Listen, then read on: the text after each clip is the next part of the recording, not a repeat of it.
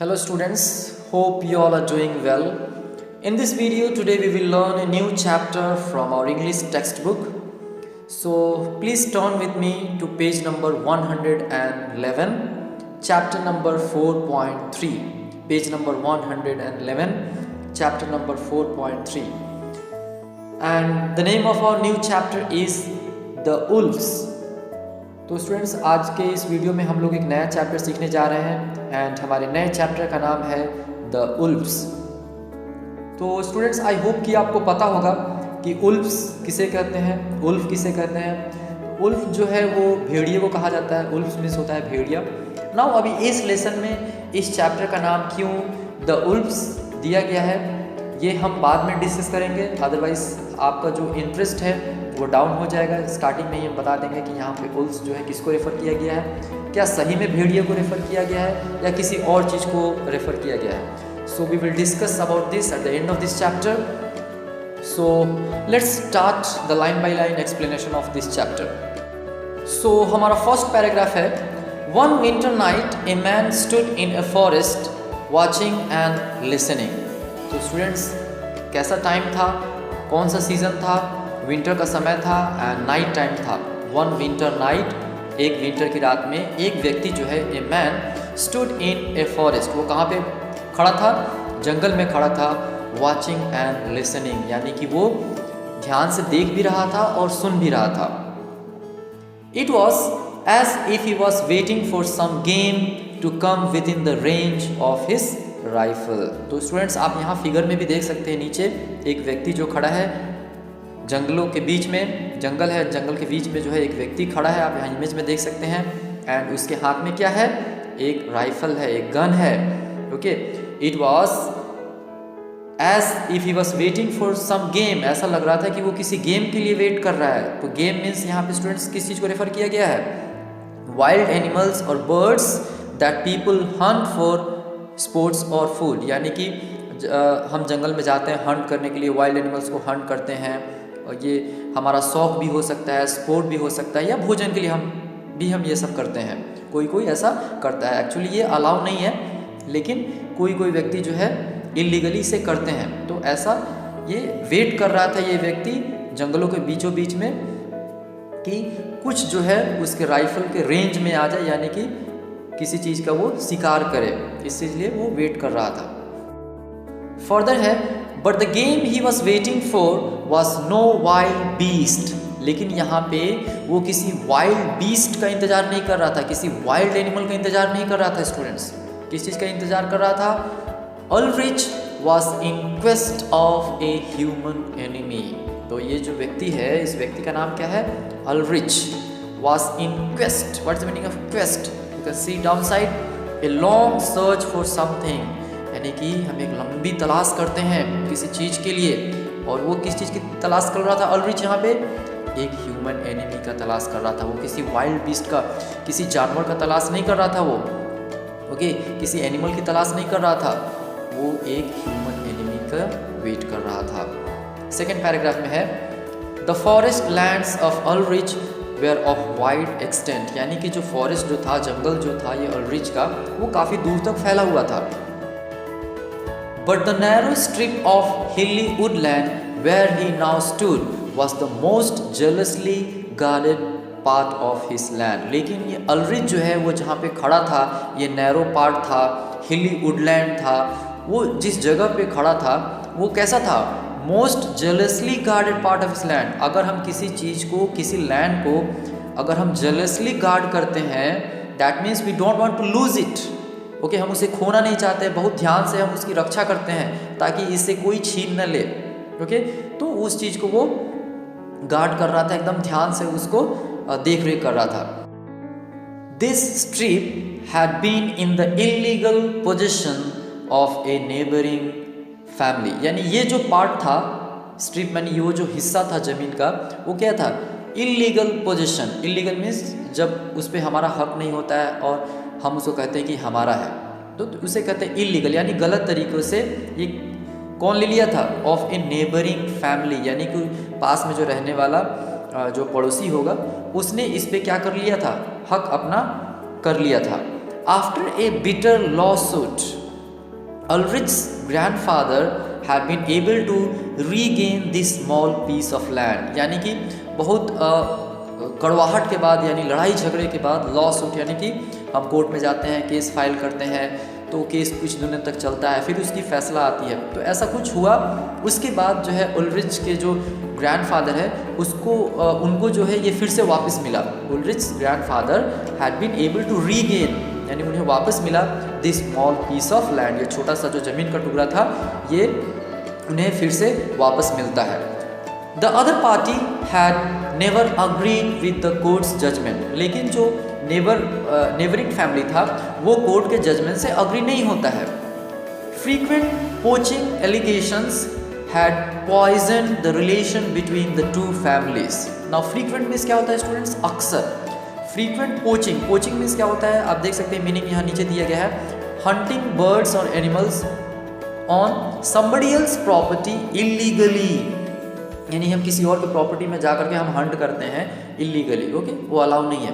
तो यहाँ पे क्या दिया गया? Frequent poaching allegations had poison, तो ये बार बार जो है जाना, हंट करना, ओके, ये सब करने से क्या हो गया था?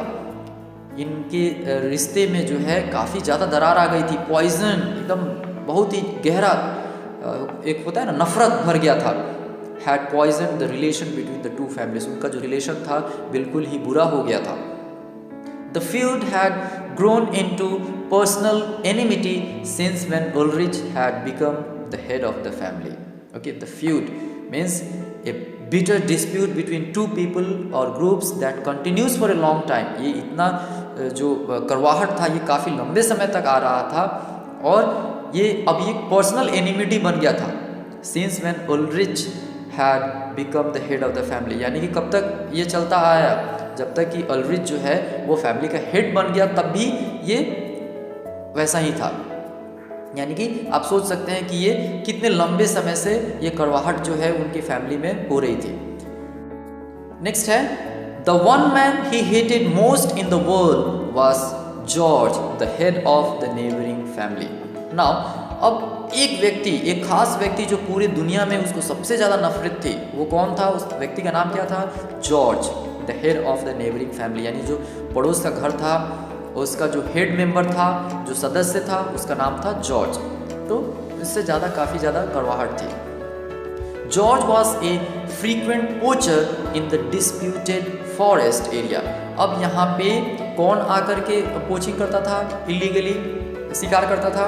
ये जॉर्ज, ये हमेशा आता था। George was a frequent पोचर in the disputed forest area, यानी जो जिस पे जजमेंट आया था कोर्ट ने एंड उसे स्वीकार नहीं थी जॉर्ज को, तो वो अक्सर आ जाता था उस एरिया पे और एनिमल्स का वो शिकार करता था। एंड उल्रिच थ्रिसल्ड फॉर हिज ब्लड, अब उसका खून का प्यासा कौन हो गया था? उल्रिच, वो एकदम उसके खून का प्यासा हो गया था। तो स्टूडेंट्स, आई होप कि आपको ये पेज समझ में आ गया होगा, पेज नंबर 111। ये काफ़ी इंटरेस्टिंग स्टोरी है। Now let's move towards page number 112। यहाँ पे है, on this windy winter night, Ulrich had banded together his foresters to watch out for the detested poacher. Now, अभी कैसा समय है? विंटर का समय है, रात का समय है एंड काफ़ी ज़्यादा विंड है। Ulrich had banded together his foresters, यानी कि जो फॉरेस्टर्स थे उनको, Forester's you can see the meaning down side, person who work in the forest taking care of the trees and animals in it, यानी जो लोग जंगल में काम करते हैं, फॉरेस्ट डिपार्टमेंट उनको कहा जाता है। तो ये लोग वहाँ पे थे ये सब देख रेख करने के लिए। To watch out the detested poacher. What is detested? Hated very much, जिसको उल्रिच जो है काफ़ी ज़्यादा हेट करता था जॉर्ज को, तो उसको देख रेख करने के लिए यहाँ पे फॉरेस्टर्स को भी लगा करके रखा गया है। At about midnight, midnight means night 12 o'clock, आधी रात जो हम कहते हैं, तो at about midnight Ulrich noticed some disturbance in the forest. अब आधी रात को उल्रिच को कुछ फॉरेस्ट में कुछ डिस्टर्बेंस, यानी कहीं से आवाज़ को सुनाई दी होगी। He guessed the place where it could be, और हम क्या होते हैं ऑटोमेटिक, जब हमें कुछ आवाज़ सुनाई देती है तो हम गेस करते हैं कि from which direction that sound is coming, और फिर हम वो डायरेक्शन में जाने की कोशिश करते हैं। तो सेम चीज़ यहाँ पे हो रहा है, वो साउंड गेस करके वो डायरेक्शन में जाने की कोशिश कर रहा है। कौन? उल्रिच। He left the watchers on the top of the hill and wandered far down into the dark forest. अब जो लोग फॉरेस्ट डिपार्टमेंट वाले जो थे, फॉरेस्टर्स थे, उनको छोड़ करके okay, he left the watchers on the top of the hill, यानी वो हिल हमने यहाँ पे फर्स्ट पार्ट में ही देखा कि ये कहाँ पे गार्ड कर रहे थे, स्ट्रिप ऑफ हिली वुडलैंड। कैसा प्लेस था? हिली था वुडलैंड। तो वो वहाँ पे टॉप ऑफ द हिल पे छोड़ करके and wandered far down into the dark forest, और नीचे कहाँ घने जंगल में आ जाते हैं। कौन? Aldrich. He went peering round the tree trunk and listening through the whistling wind. Now students, what is peering? Meaning यहाँ दिया हुआ है looking closely, एकदम पास से देखना, ध्यान से, और carefully at something, especially when you cannot see it clearly। यानी रात होता है तो हम काफ़ी मुश्किल से एकदम ध्यान से किसी चीज़ को देखने की कोशिश करते हैं कि क्या है, क्योंकि अंधेरा होता है। तो यहाँ पे जो अल्ड्रिच है वो क्या कर रहा है? He went peering around the tree trunk, जो ट्री का ट्रंक जो होता है मोटा मोटा, आप देख सकते हैं पेज नंबर 113 में दिया गया है। बड़ा सा ट्री ट्रंक जो होता है उसे हम कहते हैं tree trunk. And listening through the, listening means ध्यान से सुनना, the whistling wind. What is whistling wind? यानी कि विंड जब काफ़ी फास्ट मूवमेंट में जब चलती है, काफ़ी तेज चलती है, तो एक साउंड क्रिएट करता है, तो that is called whistling. Okay, आपने इसको अक्सर सुना होगा। तो ऐसा हवा चल रही है। If only he might come across George on this dark night. अब वो क्या सोच रहा है कि शायद इस आधी रात को, इस अंधेरी रात को हम किससे मिल जाए? जॉर्ज को मिल जाए। That was the upper most wish in his thoughts, यानी वो अपने माइंड में ऐसा सोच रहा था कि आज हमें किसे पकड़ना है? जॉर्ज को पकड़ना है। और यही थॉट जो है उसके माइंड में बार बार आ रही थी।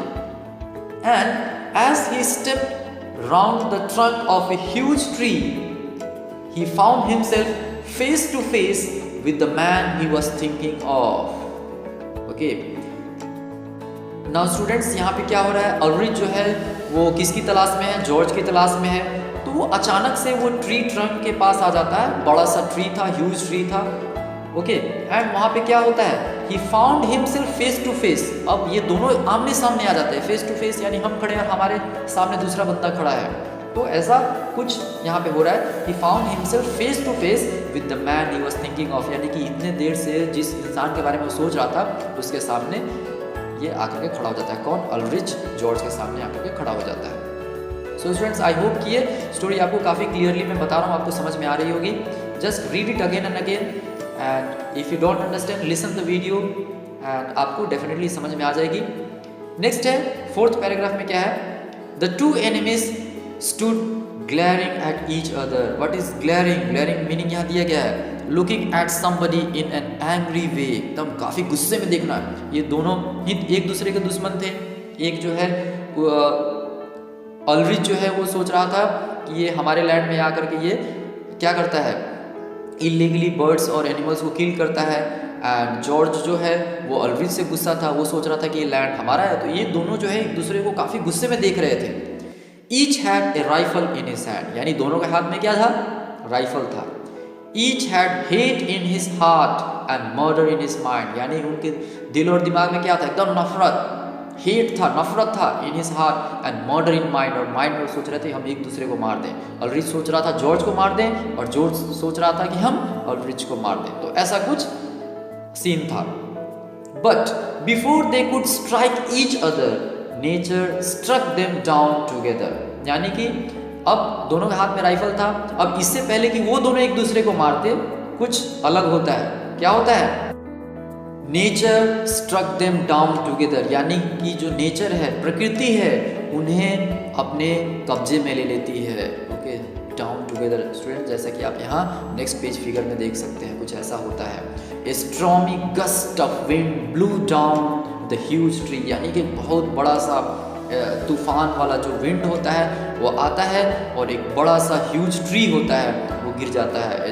ए stormy gust of wind blew down the huge tree, एक बड़ा सा पेड़, and it came crashing over them, और वो पेड़ जो है इन दोनों जॉर्ज और अल्ड्रिच के ऊपर गिर जाता है। क्रैशिंग ओवर देम, यानी कि इससे पहले वो एक दूसरे को मारते, प्रकृति जो है, नेचर जो है, उनको अपने अंडर ले लेती है, यानी कि एक बड़ा सा ह्यूज ट्री जो है विंड के कारण इनके ऊपर गिर जाता है। नाउ नेक्स्ट पैराग्राफ है Ulrich found himself flat on the ground. अब अल्रिच कहाँ पाया अपने आप को? एकदम ग्राउंड पे फ्लैट हो गया वो। His one arm was buried beneath him, यानी उसका एक हाथ जो है उसके नीचे था। किसके नीचे?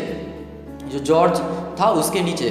The other was caught in a tangle of branches, यानी कि टैंगल मीन्स क्या होता है students? A twisted mass of hair, threads या branches etcetera that can not be easily separated. यानी पेड़ होता है, बड़े बड़े पेड़ होते हैं, उसमें बहुत सारे ब्रांचेस होते हैं, आप यहाँ फिगर में भी देख सकते हैं। तो उस ब्रांचेस में कहीं में इसका जो एक हाथ है उधर फंसा हुआ था ब्रांचेस में। His both legs were pinned beneath the fallen mass, और दोनों पैर आप देख ही सकते हैं यहाँ फिगर में, दोनों पैर भी उस ट्री ट्रंक के नीचे दबे हुए थे, fallen mass. It was impossible for him to move from his present position, यानी कि ये बिल्कुल इम्पॉसिबल था, असंभव था इस पोजिशन से उसको बाहर आना, उसको निकलना। वो इतना बड़ा ट्री का ट्रंक था। At his side and so near him ले जॉर्ज। अब अल्रिच के एकदम पास, एकदम उसके साइड में एकदम नियर कौन पड़ा था? जॉर्ज था। एक तरफ जॉर्ज और एक तरफ Ulrich. He was struggling as helplessly as Ulrich himself, यानी जैसा अल्रिच स्ट्रगल कर रहा था उसी तरह कौन स्ट्रगल कर रहा था? जॉर्ज भी। He was nearly blinded with the blood trickling across his eyes, यानी कि क्या बह रहे थे? खून बह रहे थे। with the blood trickling, trickling means क्या होता है? flowing slowly in a thin stream, जब हमें चोट लग जाती है तो कहीं से खून बहने लगता है, तो ऐसा उसके आंखों के पास से जो है खून बह रहा था। for a moment he stopped struggling, looked at Ulrich and said with a laugh। अब थोड़ी देर के लिए क्या होता है?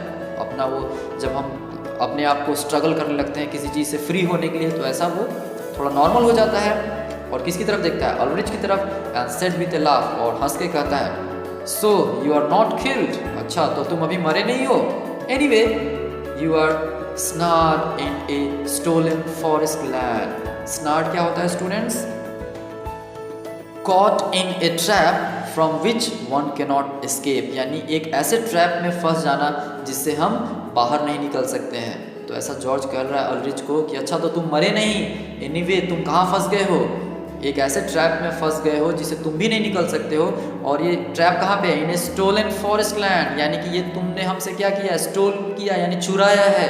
ये चुराया हुआ जो फॉरेस्ट है ना, इसमें तुम फंस गए हो अभी, और तुम निकल भी नहीं सकते, ऐसे ट्रैप में फंस गए हो। That's real justice for you, और यही तुम्हारे लिए सच्चा न्याय है। ऐसा जॉर्ज जो है वो अल्रिच को कहता है। एंड ही लाफ्ड मॉकिंगली, और वो ये कह करके एकदम मॉकिंगली हंसने लगता है, यानी उसका जो है मजाक उड़ाने लगता है कि इस चुराए हुए फॉरेस्ट में क्या हो गए हो? तुम भी फंस गए हो। तो स्टूडेंट्स आई होप कि आपको यहाँ तक ये स्टोरी अच्छे तरीके से समझ में आ गई होगी। So in this video today we will stop till here, and in the next video we will see the another half part of this chapter. So students, just go through this story, read it twice, underline all the hard words and write down the meanings, and if you have any doubt feel free to ask me. So students, that's all for today. Have a nice day. Thank you.